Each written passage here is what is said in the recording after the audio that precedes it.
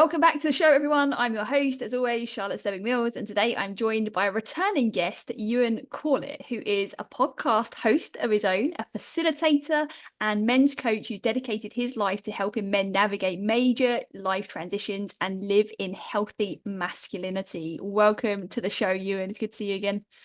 Thank you. Yeah, thanks. Great introduction. Good to be here. It's been a Thank you. while. So last time you was on the podcast, the episode was called the dance between ego and emotion for men's mental health. Um, hmm that's so our listeners can kind of go back and listen to that, because that was actually episode 35. And I think you and I were both in different places in the world. We were both kind of in different places of our own journeys as well. And it was a really, really good conversation. But I'm really curious to have you back on the show to talk about kind of, where has all of that led us? Like, what does it mean now, this time around, in this conversation, perhaps to dive into what it means to be more of a modern man and what that's all about. Mm. So I'm really excited to kind of see where we've come from and where we come to now today. Yeah, I love that. I think that was more than 4 years ago. Mhm. That was a long time. Well, a long time. And we've had COVID since then. So yeah, there's been a lot of change in the world, right? Yes, yeah. Yeah, there's all sorts of shifts happening, right? Both, I think, for us as individuals, but collectively, even for our listeners, there's listeners that would have been listening to those episodes in the earlier days as well. So even if there's somebody else listening to this conversation now that was listening then as well, like they're a totally different person as well, which I just love. It just brings a whole different dynamic to the conversation. It's exciting, isn't it? Yeah, that we're always changing. Or Mm. I'd like to think, and if we're not always changing, then we'll be feeling stuck, which means that we need uh to focus on something to move forward, right? Mm. Yeah, and I think talking of COVID, I think that's what it highlighted to a lot of people, right? Like, am I happy with my life? Like, do I feel happy in this relationship? Do I feel happy in my job? Like, what do I want my life to look like? Mm. You know, certainly for me, it did. It got me to ask some deep questions of myself. Mm. Yeah. So, talking of like deep questions, like you've, as much as things have changed, you've still very much professionally been working in this space of men's well-being, men's health, men's coaching, developing men. And I know that stemmed from your own experiences, obviously, as a man, but also your profession that kind of led you from therapy into coaching. What are some of those deeper questions that perhaps are being asked that we're not really talking about when it comes to men? That's very broad. Mm. It's a broad question, right? Yeah.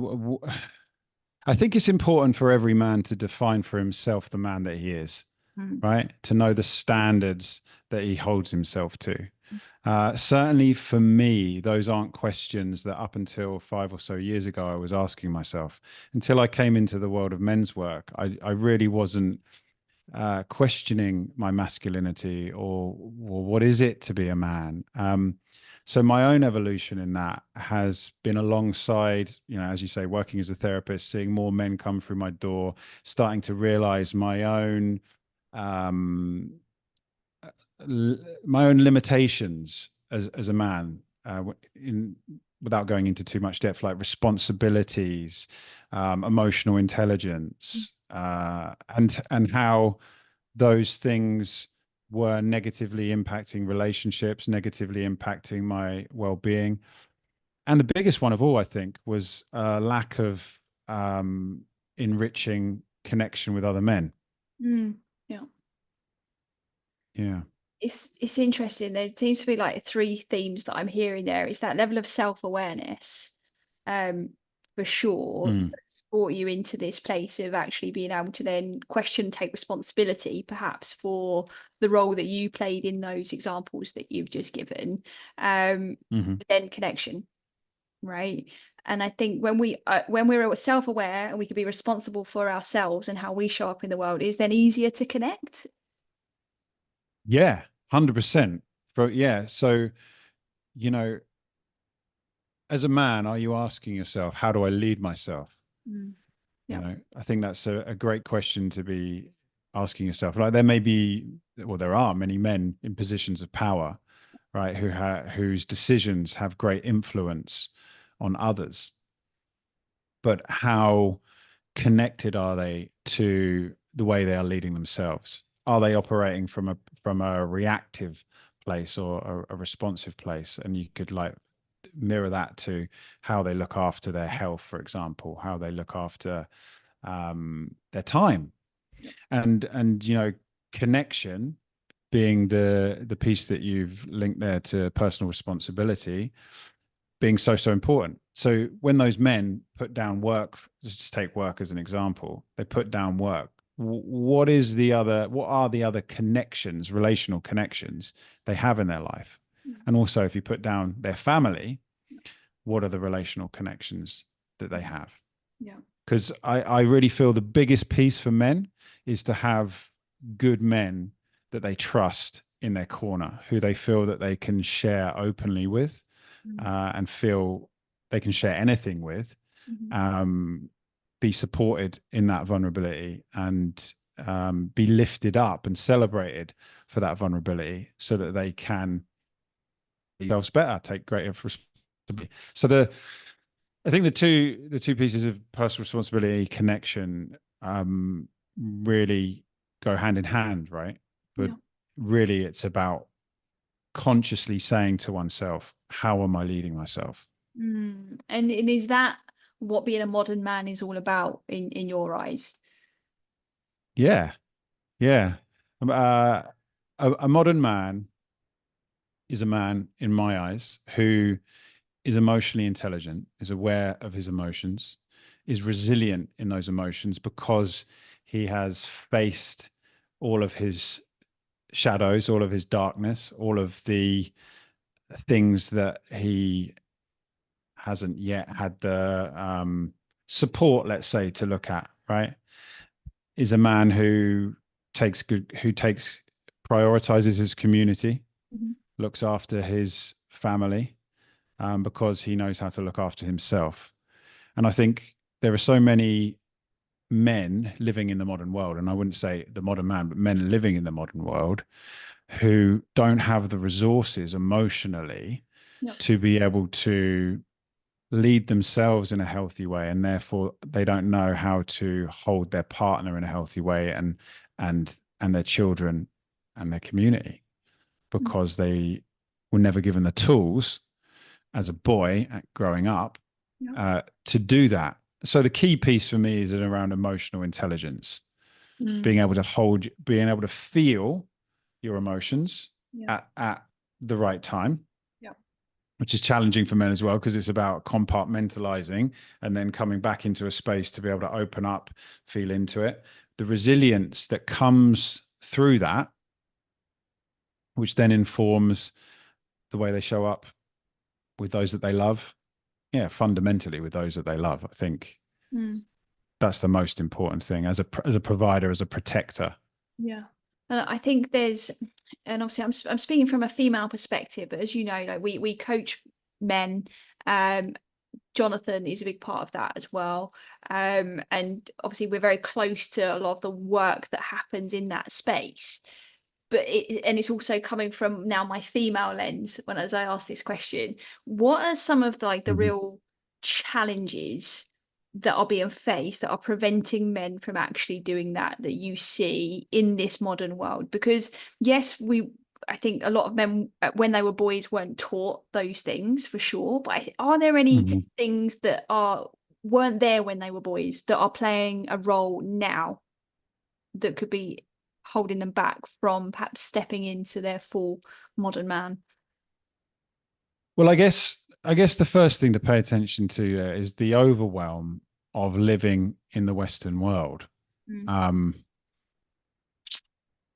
you know,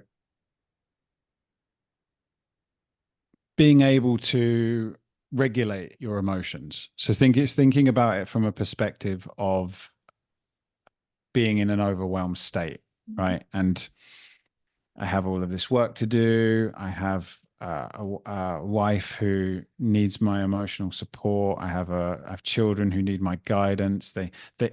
These people need me to be regulated. Yeah. But what is regulation?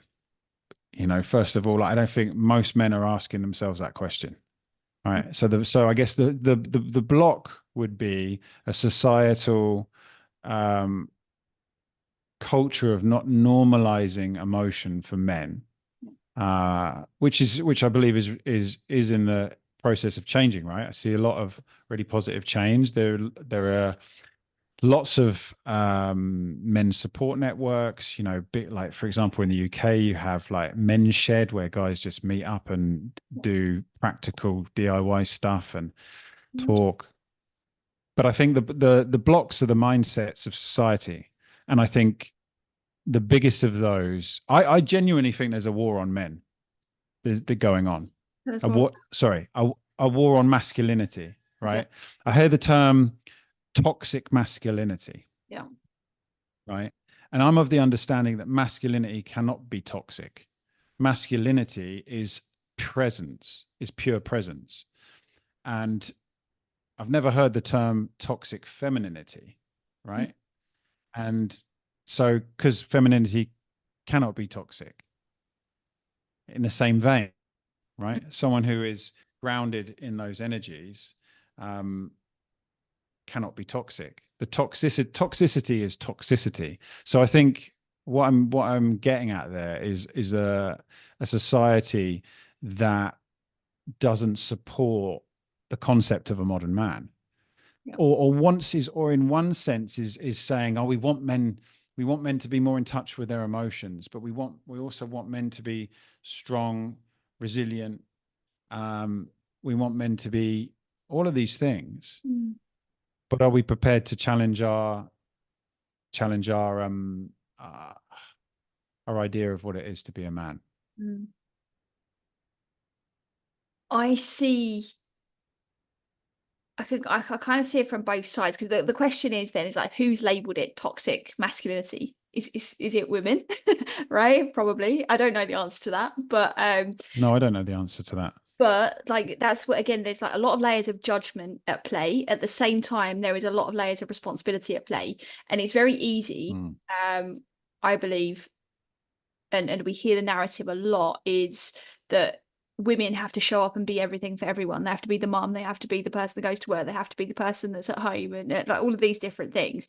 But we don't hear hmm that conversation enough about the men, I don't think, because there are so many expectations put on the shoulders of men, which I think has come from perhaps the past of just like, that's the way it's always been. The men just kind of deal with it. They suck up whatever's thrown at them, and they carry the load for the rest of the family.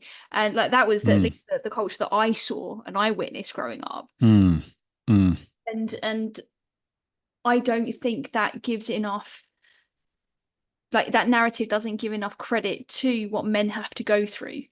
So I see that side of the coin, that I think we're not only perhaps being very, very judgmental, and not necessarily as women, but society. I think we're being very judgmental as to what is toxic, what is not. But I think we're hmm also not creating the space to acknowledge actually everything that a man does have on his plate. mm, mm. Yeah, giving space to acknowledge what a man does have on his plate. And I think in what I take from what you're saying there is what the level of standard that a man wants to hold himself to, and how hard he is on himself for not being able to hold that standard. And deep down he knows that Mhm. that is about emotional presence, because, as I said a minute ago, masculinity in its purest form is presence, Yeah, safety, yeah. is the protector, Mhm. the protector. And I want to say that protector, and I want to like think of that from a really just survival kind of like a Primal. caveman primal kind of sense of like, there's a lion trying to kill us, and the mother's like just had a baby, and the baby's suckling, or and um he needs to defend them from the lion, kind of thing, like for that we have those primal Yeah, instincts going on within us. yeah. But yeah, coming back to the a man men hold themselves to high standards, and men are very hard on themselves, incredibly hard on themselves. Mm. because they've not had it normalized for them as boys to talk about their emotions. They've had it drilled into them to suck it up Mm. and get on with it. Yeah. So the reason we see so many male suicides is for that reason. Is for because for a man's ego to go against that and to really open up and practice vulnerability and show what's really going on at the surface is such a huge risk. Mm. You know, it means for the boy inside of him that potentially he's going to be completely rejected and cast out from the tribe, Yeah. right? Yeah. Because that was the message he received as a boy. So we have many men, and this is such a broad conversation, but Yeah. we have many men who haven't been through a passage from boyhood into manhood. Yeah. Right? They haven't been through a formal process to understand their boy psychology Mm-hmm. of what I just described, for one thing, but there are many other things, into a man's psychology, which is why you see, what to your point a moment ago, which is why you see lots of women complaining about men, because many men don't know how to regulate and like not react, Mm. and many men, because they haven't been through pain, are looking for their partner to move them. Yeah. Unconsciously that's going on Yeah. in many relationships. And and if men are not, then, like we said at the very beginning, is having that level of self-awareness, or even like facing the answers to some of these questions that they're asking for themselves, somebody else is going to put those expectations on them because they're not necessarily putting realistic or honest expectations onto themselves. Is that fair to say? Exactly. And that's the biggest thing. I think that's the biggest issue. You've nailed it there. That so many men are looking to social media, they're looking to media to tell them how to be. Mm. And it's like, brother, you know, Yeah. the answers are inside of you. Mm. You want to be in love. You Mm. want to be in the energy of love. You want to be in the energy of pure presence, joy, safety, connection. That's what a man wants to be in, but he doesn't know how to because no one showed him. Mm. And so, this is why I'm so passionate about this work, because it has been my own journey Yeah. in that, Yeah. in being such in need of being held by other men. And I mean physically held whilst I cry, and also just emotionally held in my truth, Yeah. so that I could feel accepted in the parts of myself that I rejected as a boy and as a teenager, for fear of abandonment from the group of the guys, right? Because if you showed emotion when you were a teenager, and I believe this to be true for many men, but certainly for me, if I showed emotion as a teenager, I got ridiculed and shut down. And so I learned, well, I didn't learn, I just automatically repressed some authentic parts of myself because I believe them to be unacceptable. And I think that's a huge thing for men. Why so many men only go surface level with each other? Yeah. What do they need to be shown in order to perhaps go a layer deeper? So maybe they are operating on this surface level. Maybe there's somebody listening to this episode that, Mm, like, yeah, I hear there's something that's stopping me from connecting. Maybe this is what they're thinking. mm, Um, but how? Maybe they are recognizing they haven't been shown. What are some of those first steps that somebody can take if mm, they're really struggling to connect with, particularly with men, um, mhm. and then perhaps with partners or the women in their life? Yeah. So first of all, they need to learn that vulnerability is a strength and not a weakness.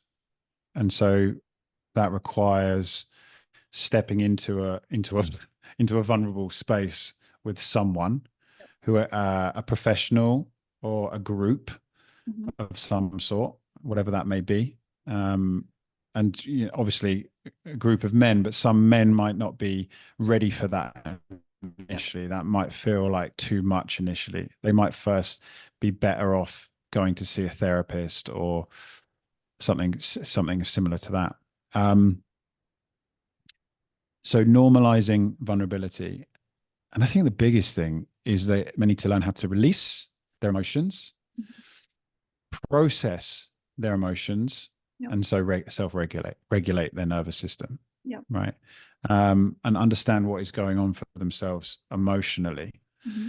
And in my, I take my own journey and what that has been over time, and it has been a very gradual journey for me in first learning to be vulnerable in AA groups when I came into recovery from addiction 13 years ago, Mm-hmm. into then having a therapist, working for a lot of stuff with a therapist, to then joining men's groups, men's work, men's retreats, and men's rites of passage and breath work and so on. And all of that was me gradually feeling more and more safe to allow more and more of my pain to be seen so that I could accept myself more fully.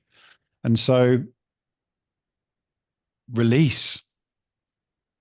If I was to say the biggest thing is release, release emotion, scream, shout, yeah, scream, shout, get underneath the anger to the sadness and the pain, because you know the anger that you see in many men in the world, you know, is towards themselves. You know, all emotion emanates from within oneself, right? And all emotion relates to all emotion that, like, let's just take anger, keeping it without going too deep. Let's related to anger. So most men who appear as angry are actually underneath the surface very sad. But anger is an easier emotion to access because it just is from a male perspective, because men can get angry, you know, from a societal perspective. Yeah, it's all right for a man to get angry, but it's not all right for a woman to get angry, right? I mean, we could go down a whole rabbit hole with that. Yeah. Like if a woman gets angry, that's seen as like, but a man, oh, he's just angry. It's Yeah. just like that's okay. And if a woman cries and shows sadness, then that's just typical, you know. That's But just typical or normal. Yeah, oh yeah, yeah, my God, yeah. what's wrong? Or yeah, and men and women, depending on their relationship to that woman, will respond with compassion and not that they wouldn't respond with compassion to a man, Yeah. but you know, I do also think that we are as men intended in our right masculinity to be emotionally resilient. I Mm. do think that's a large quality of a man who's received a healthy upbringing with a solid rites of passage, that they are emotionally resilient. And what springs to mind for me there is I went to the Amazon jungle last year, and to see the way that the tribesmen lead their tribe and their resilience and their joy and their lightness for life. They're full of emotion and they're full of expressing it. I Mm. saw one of them cry, but it was just normal. And then one of the other tribesmen came over and give it a hug, and then they looked at each other. It's just beautiful. It's just like a natural thing within their culture to express emotion. Mm. Um, What about yeah. what about men who don't think they're emotional? Right, because I've seen this often, and Jonathan's talked about this for himself as well. It's like he's Yeah. I, I'm saying this because he's shared it on the podcast before, but he's talked a lot about kind of anger that he experienced. He was nicknamed the Hulk for a period of his life when he was in the workplace and stuff like that. So anger was very prominent for him. And it was only when he started to kind of dig deeper that he started to access other things. But Mm. he now is very good at being very neutral about things. He's become very resilient having gone through that journey. I think now he's able to be what resilience actually is, where emotion can flow through rather than resilience through the picture of it has to bounce off. I think that's a big difference. Yes. Um, but there are other men that I know that are like, well, I just don't feel anything. Or I don't feel emotion. Like I'm not bothered. And it's like, I don't. That's not. Doesn't seem to fit right based on what I understand about Sounds like numbness to me. emotional body. Exactly. But there might be Yeah. people listening to this that are at that point because they're talking about okay, releasing anger or releasing emotion.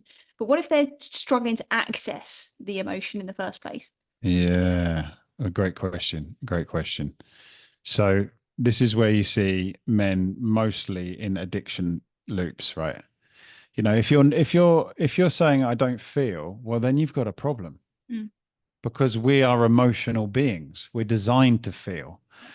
You know, a man who says I feel, but I know, like you just said, right? It's resilience. It's the ability to pay attention to what I am feeling, but not to be a victim to those emotions.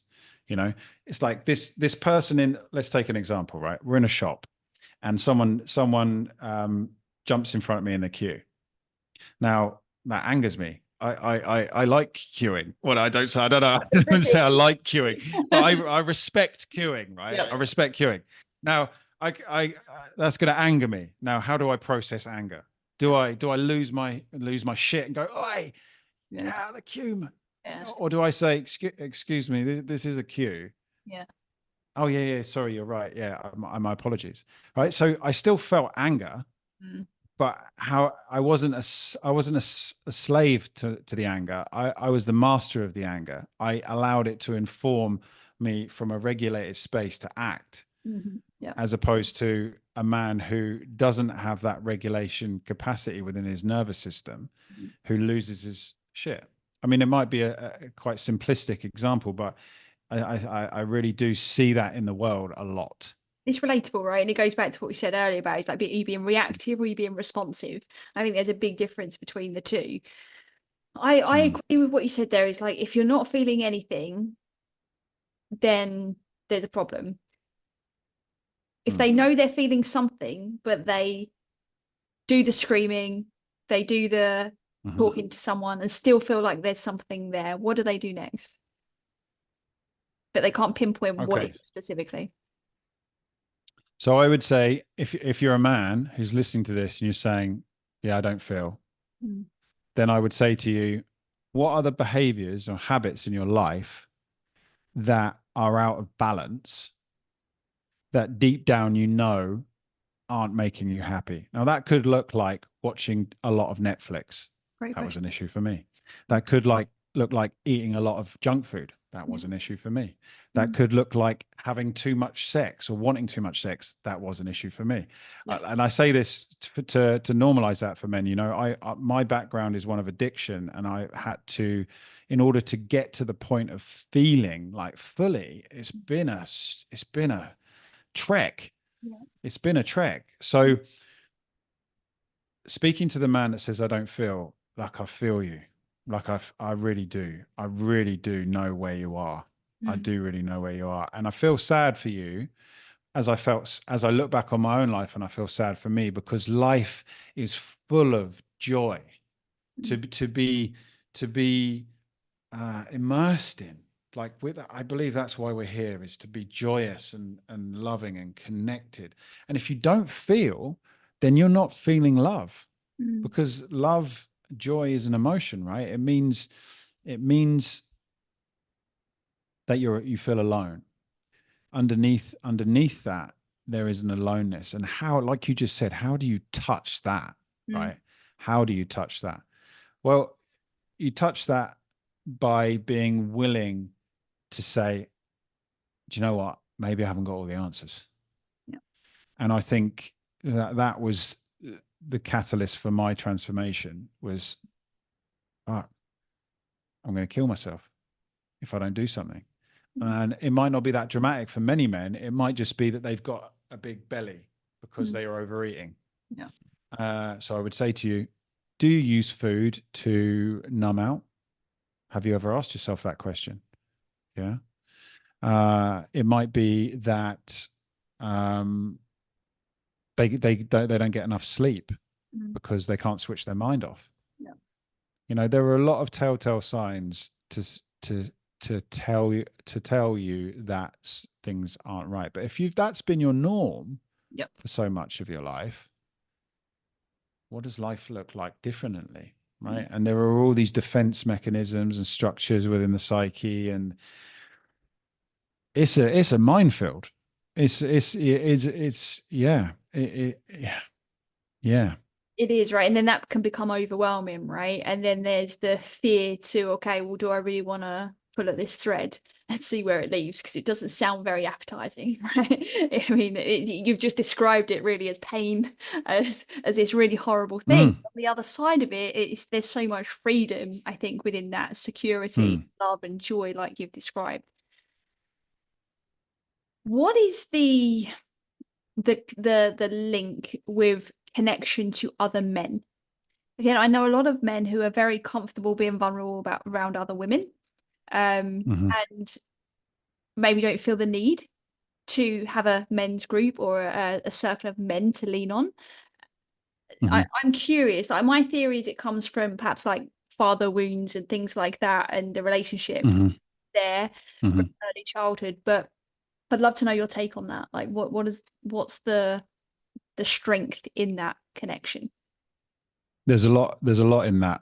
Yeah. I think the first point I'll pick up on is what you just said about the father wound, right? If I grew up in a household where it wasn't safe to be emotionally vulnerable with my father, then I'm going to learn that it's not safe to be emotionally vulnerable around men. And if the same was replicated amongst my peer group, then I am not going to open up in front of men.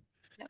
Um, but women, yes. And I want to tie that in to the mother wound in how without a rites of passage into manhood, without a formal rites of passage from boy to man, one of the key traits that plays out is that uh, there hasn't energetically there hasn't been a separation from the mother. So in that rites of passage, the boy is taken from the mother by the man into the community, out into the world to fend for himself, to then come back as a man, Mm. right? And we don't have that in our society. So there are many boys who are, teenagers, young men who are emotionally dependent on their mothers. Mm. And there are many men in their 40s and 50s who are emotionally dependent on their mothers, though they don't know it consciously because they've replicated with their partner or other women Yeah. because it's safe, Yeah. right? It's safe, and yet they resent themselves deeply, and deep down they know. But to be able to confront that means to confront the whole of their reality, Mm. right? How do they get their needs met? What are their needs? I mean, most men have never even stopped to ask themselves, well, what are my emotional needs? Yeah. Because they're acting them out subconsciously, right? With their partner, with other, and you're right, it is a huge, huge thing for so many men of not feeling emotionally safe with Mm. other men. Yeah. What are some examples of the common emotional needs that men have that might be listening to this thinking, I've never asked myself that question. What is an emotional need? Yeah, great question. Um, we need to feel as men that we are worth what we're doing something of purpose. We need to feel a sense of purpose. That's huge for us as men. We need to feel like we are wanted, Yeah. keeping it just to like a partner. Yeah. We want to feel wanted by our partner. We want to feel like we're of use, like we're of value. Like I was talking to my girlfriend recently and said, like, I love to be asked things to do for you. Like if you said, "Oh, babe, could you pick this up for me from the shop?" Yeah, cool, I could do that. Yeah, of course. It's like it's a feeling of like service. Like we want to serve. We want to serve. Yeah. Purpose. What is purpose but service, Yeah. right? A man who is grounded in his masculine energy Mm. wants to serve others and wants to feel good about himself in the process. But I truly believe that it's much more than about how he feels for himself. Yeah. It's about how he feels for his community and for the world. Because a man who is truly grounded in his masculine energy gives everything away Mm. because he's no longer a boy and he's no longer needy. And that's the difference between like having needs and being needy. Yeah. And so a man needs to feel useful. He needs to feel loved. He needs to feel appreciated. Yeah. He needs to feel like he needs to feel like he's getting it right. So Yeah. if those needs are being met within their female circle, right? Yeah. What Yeah. is what is that? Why do we then need men's groups and men's circles? Okay. Okay. Great question. Great question. Great question. He needs other men Okay, to hold him to account. accountability. Okay. He needs other men Yeah. to witness him. He needs other men to talk to. Mm, Uh, yeah, he needs to be validated in his emotions. mm, He needs to be given the time and space by other men to be feel validated in his emotions. He needs to go on adventures with other men.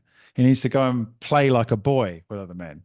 He yeah. needs to share his heart with other men. He needs to do all of these things. And as a result of that, he will show up with his partner as a powerful lover Mm, and an emotionally present father, because I truly believe he can only get a lot of those needs met through relationship with other men. mm. And why is that? Well, because a woman will nurture him and mother him, right? A woman will give him all of those things. And if he's in his boy psychology, then he just wants more of that. Yes, please, mummy, more of that, more of that. And Yep. deep down, he resents himself for being the nice guy. Yep. And but he doesn't know how to change it, because changing it means facing all the pain. Yep. And you can't do that on your own. It's Mm, just not possible. yeah. You need support. You need a support network to be able to do that. And for some men, quickly, some men slowly. All that matters is that men are open to hearing this message that I'm saying, Yeah. right? And therefore willing to do one thing, Mm, whatever it may be, to shift themselves in a direction that is a direction that speaks of and they matter. mm, And the way that I'm currently getting my needs met, maybe they aren't fully related to the man psychology, to the man that I am, and maybe they're being motivated by boy yeah. psychology within me that is Yeah. unresolved.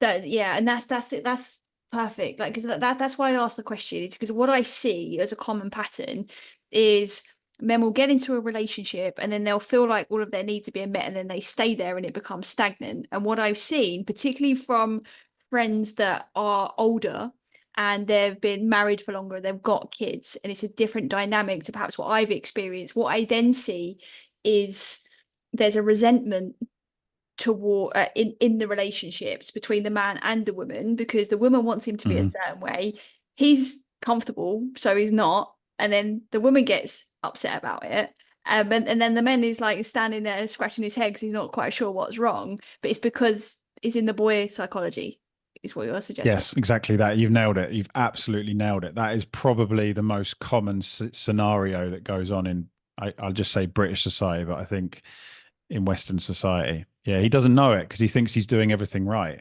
Yeah. And shit, and Is have that a they problem? got the If they think they're sorry? doing if they think they're doing everything right and they feel okay and they feel content, is it a problem? Yeah, because like you said, but they don't feel okay and content, because deep down there's resentment, right? Because she wants him to be fully in his masculine energy, so she can be fully in her feminine energy and relax and feel like a queen. He wants to be a king.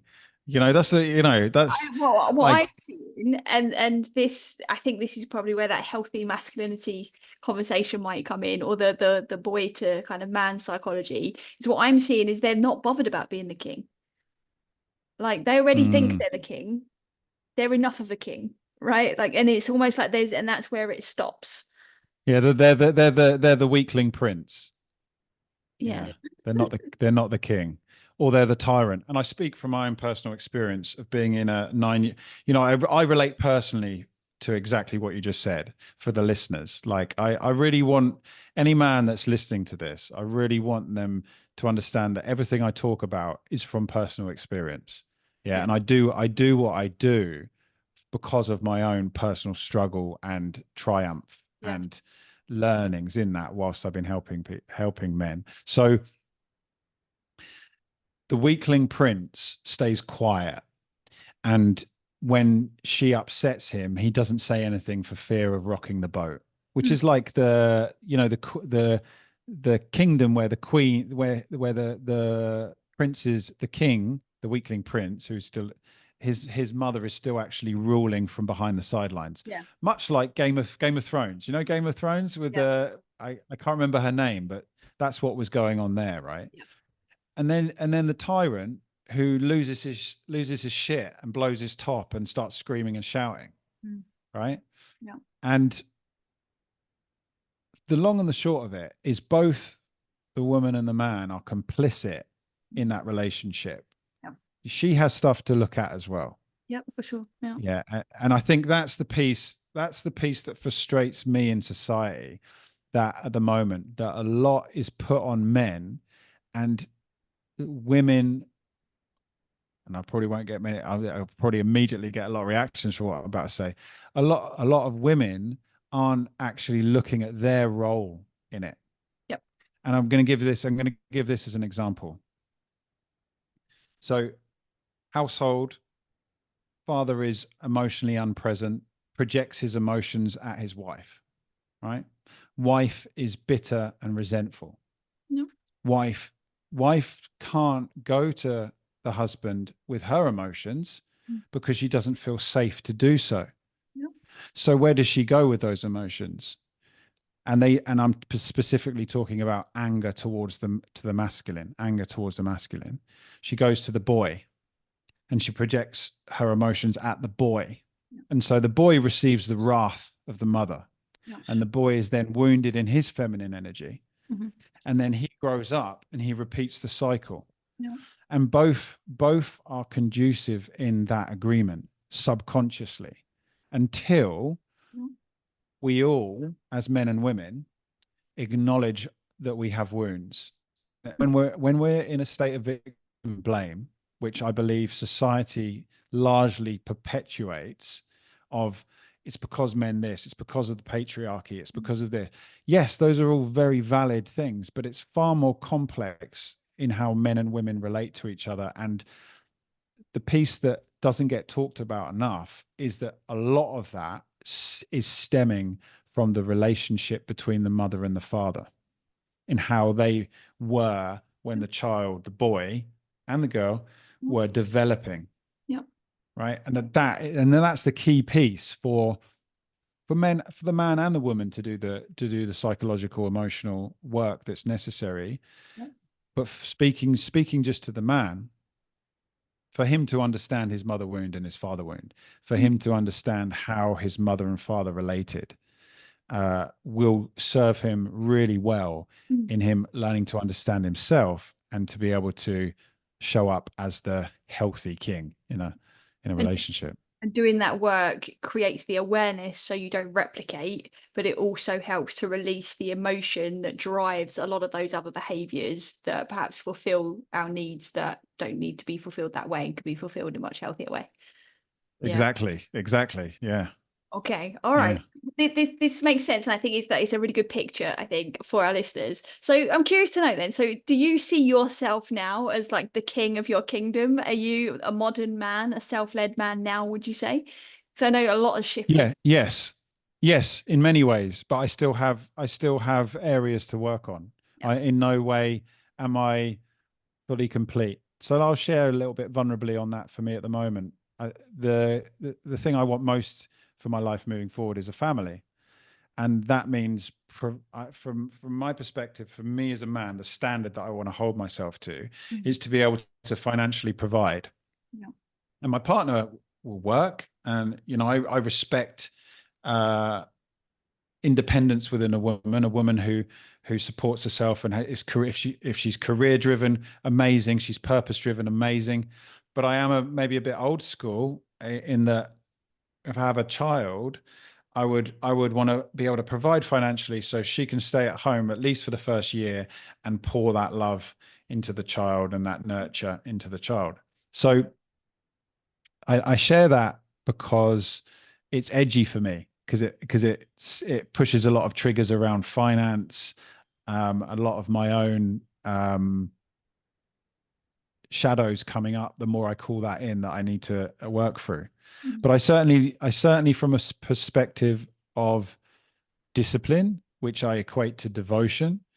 I feel I'm very much grounded in that when it comes to living a life of yoga. I call it yoga, and not just, when I say yoga, most people will immediately think, oh, asana, postures. For me, yoga is about, yeah, asana, breath work, meditation, but ultimately it's about projecting love into the world, about projecting joy and love into the world. And so if I was to say, if that's the real mark of myself as a modern man, then yeah, Mm. I've arrived at that realization. Yeah. I am a joyful man of authentic expression, and I'm here to bring love to the world. I'm here to be a vessel for love. Mm. And I believe that that is what every human being desires in their heart. And that is what we are here for. And that every man desires to be in service to life. And that means his family, his community, and it means doing the work. Mm. So the modern man does the work. Yeah. He does the emotional work. He faces his shadows. He faces his demons. He's not afraid to walk through the valley, and feel the depth of abandonment, the depth of his ancestral trauma. Yeah. Recently, I sat in the wilderness on a vision quest in North America, and I called in my ancestors. I called in all their pain, and I sat and I questioned my grandmother's, like, what were you holding? What were you holding? And just allowed myself to contemplate that and feel the the pain of man. Mm. It's big. Mm. Men have gone out to die for centuries. This is the part that gets missed when we talk about the patriarchy. Men will lay everything down and die Mm. for everything. They Yeah. will do that. A man, and so it saddens me sometimes when I see so much anger towards men, and I do really see a lot of it. Mm. Um, remembering that the wound is the masculine, Yeah. right? The wound is the masculine, but men are taking the hit for that. And I'm probably going to go off on a tangent here, but so many women don't feel safe amongst men because men have that wounded masculine. So they feel like they have to be in their masculine, which is a point that you made earlier on, right? Which is so, so true. So, so true. And the reason why this work is so, so important Mm. to heal the family system. Yeah. We heal the family system. We heal our society. Bigger questions coming in on the back of that one, but I think there's, yeah, I think that, first of all, thank you so much for sharing that and sharing kind of where you are on your journey as well. 'Cause I don't think anyone Mm, ever just arrives at everything's resolved and healed. I think it's an ongoing work. And you'll feel like you're in your element and you'll be doing it authentically. It doesn't mean you're perfect, right? None of us are. And I think that's sometimes something is important for anybody on these healing journeys to or just life journeys needs to acknowledge, is that there isn't this one moment and everything is suddenly sunshine and rainbows. There is going to be joy, but equally the polarity of pain will also exist. But it's how do we navigate that that's necessary. The mm, thing I hear a lot, I'm curious to know your thoughts on this. I hear a lot of single women that are in a similar scenario to you. They want a family. They want to be in a loving, devoted relationship. They want to have a life where they are also pouring love and joy into the world, and they're mhm. experiencing what true intimacy means, but they can't find the men. Mm. Where are they? So what I would say to those women is do your own work, Yeah, exactly. Yeah. and then he'll appear. Yeah. Yeah, really, really. I mean, like, if we do our own work and the things that we desire, we don't focus on the thing we desire. We focus on healing that which is within us that needs to be healed, Yeah. and and coming into wholeness, coming into the energy of love. Yeah. Then that will materialize for a woman or for a man. Yeah. Um, but all the while that we're trying to get that love from outside of ourselves, it will not manifest in the depth that we desire it to be, so because the love is emanating from within us. So we have to feel it for ourselves first, right? What if they So feel like they're doing the work and they're really doing the work? They're on the path. Maybe they've been on the path for a long time. And I hear this a lot. Mhm. Mhm. and they still haven't met that person. In my eyes, the answer would still be the same: is there's still more for you to do within you. Obviously you've got like practical things like making sure you're actually in spaces where you could meet Mm. someone. But I think, Mm, mm, mm. like, I really resonate with it. That's exactly what happened with me and John. It was only when we both went off and did our own work that we was able to kind of come back together and actually become something together. But it was Mhm. an absolute non-starter at the beginning, because we were both well and truly just like in our own spaces, right? We were both so unself-aware. It was probably like complete opposite end of the spectrum to where we are today. But we had to both go away and do that work. And we didn't suddenly say, right, I'm going to go do my work, you go and do your work, and off you go. No, it just happened. It evolved that way. It wasn't even really Mhm. intentional that we would come back together or anything like that. After we kind of like touched base and it didn't work the first time, it just evolved naturally. And I think sometimes we try and force things. And what I see Yes. perhaps with some of the women that I describe, or even men perhaps that want the same thing, is that they're trying to force it. They're trying to make things unfold Yes. rather than allow for the unfolding to happen. Yes. Yes. They're trying to force it. What is the motivation for the relationship, for that, having that man? What is it? Just because you want to have children? Mm, Now, the thing that come up for me there as you were talking about yourself and Jonathan is you have a shared purpose. mm, yeah. And I heard something the other day which said that the most important thing for a couple is to have a shared life purpose. Because when things become difficult, and inevitably they will in a relationship, because if you're in a conscious relationship, I believe it should be difficult at times because you're both wanting to grow and challenge each other to grow. Um, that that relationship has a shared purpose means that there's always that solidity to come back to. Yeah. Like we are here because we're serving life, and in our union we serve life. So I think that's the, and there's so much here. It's like, am I looking for a partner because I am lonely, or because I am uh, because I because I'm sad and I want someone to console me, or because I feel like I should, or because I want to have a child, or whatever. Like, so what is the motivation behind it? Sometimes the Um, motivation is just to have that shared experience, right? To share their love of life with someone else. yeah, what a beautiful mirror, right? Yeah, what a beautiful mirror. And maybe a lot of the time people as well are looking for perfection.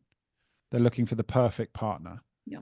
And, certainly something that I've suffered with in my life, perfectionism, expecting a certain standard, because I had such a unrealistic standard for myself. I Mm. was projecting that onto the world and expecting that from others. So my advice, not that the women are asking for my advice, but I'm going Let's to give it pretend anyway. Uh, yeah, let's assume that they are. Is Do we align in a sense of purpose for life? Are our values the same, or similar enough? Do I find this person physically, sexually attractive? they are. Mhm. Uh, do I enjoy their company? Do I enjoy being silent with them? Mm. That's a big one. Yeah. Can I sit with this person in silence for hours? Okay. John What was beautiful. way better at that than me. I was always like, but what should we do? What should we do? And he's just Yeah, like, yeah, nothing. yeah. You're like, I think like, but I think my partner would say the same thing. So like me and you are alike in that regard. We're the ones that are always like, oh yeah, yeah, energy, energy, energy. It's like, oh God, can I get a break? Um, That yeah, over yeah, time, though, that's evolved. It's got a bit better. yeah. Like, I think, we kind of got onto the relationship thing, right? But I think what you're saying is there are women out there who want a man who is grounded in his masculine energy, who they can feel safe with, Yeah. who they can relax into his arms, who they can trust, who they know will hold her in her emotions, who will not project his emotions at her, or if he does, will hold himself accountable, and wants the same from his woman as well, right? That if you want that standard, and I heard this a little recently as well, is like, careful what you wish for. If you want that standard from another human being, you better be sure that you're holding yourself to that standard. Because Exactly. we can often at times go, well, this is what I want for my life. But when you really look at yourself in depth, are you being that for yourself yet? Yeah. And that comes back to the piece we started with about being self-led, right? Yeah. Because you can only receive what you're willing to give to yourself. Yeah. And if you're not willing to give yourself discipline and devotion Yeah. and tenderness and gentleness, then you're not going to be able to receive that from someone else. Exactly. It comes back to the origin of the word become, doesn't it? First we have to be, and then everything comes, right? Everything that's meant for us comes. And it's coming from that place of being rather than doing. And this is typically an answer that I give when women ask me that question also about like where are these men? And I'm like, well, who are you being first? Like who are Mm, you? Like, and how are you showing up? And often there isn't an answer to that, right? Or mm. there is an answer, but it's more from more of a blame perspective, or well, I'm doing this and I'm doing Yes. that, and it's not being received. It's like, well, you're still playing a role in that. Like, what is that role? So I think listen, Hugh, and we can talk about this all day long, I think, and there's so Mm, many layers to it. So I want to bring us back to healthy masculinity and almost final thoughts on the conversation that we've had. If there was mhm. some key takeaways for our listeners, both men and women, what would you want them to take?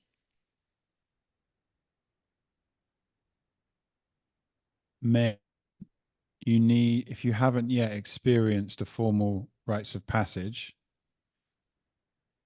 you need to, Mm, because without having gone through that process, inevitably parts of your boy's psyche are still running the show, mm, and resultingly you resent yourself, and because you're not showing up in the way that you truly want to for your family and your community.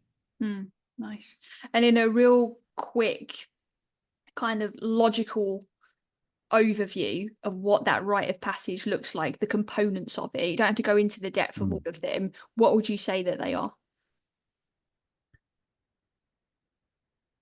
Firstly, connection through community with other men, going through a tried and tested severance process. And when I say severance, it's about gathering the information from boyhood and adolescence that hasn't yet been looked at, that needs to be looked at from a psychological and embodied perspective, Yeah. so that you can make a conscious decision to let go of those things, to be brutally honest with yourself, and to then consciously own the man that you wish to be in the life, Mm, and to set those standards with the accountability and support of other men. nice. Nicely put. Amazing. And what about for our women? What's your The message? same for women. The same for women. I think not this, not exactly the same for women. I think I love women. I got so I feel quite emotional actually as I say that. Yeah, I do. I mean, women. I really do feel for women. I really hope that I want that to come across in my words, because I do feel for women. Mm, It's a difficult piece, this that we're talking about. It really is. I mean, yes, women have suffered at the hands of man mm, so much. They have, and so many men feel so much pain in their hearts as a result of that. But they just don't know how to do it. They mm. just haven't got the fucking tools. Yeah. So to women, I would say, seek in your heart to forgive the men of past, soften into your sisterhood, choose your battles with your husband wisely, praise him, praise him for his achievements, praise him for his efforts. If you feel like his therapist, tell him you feel like his therapist. Don't be afraid to really tell him what you're feeling and thinking and feeling. And I really hope that you have the safety and tenderness, or you can invite in the safety and tenderness in your life so that you can feel truly safe and be in the essence of love. Mm. Because that's all we really want, right? That's all we really want. Yeah, beautifully said.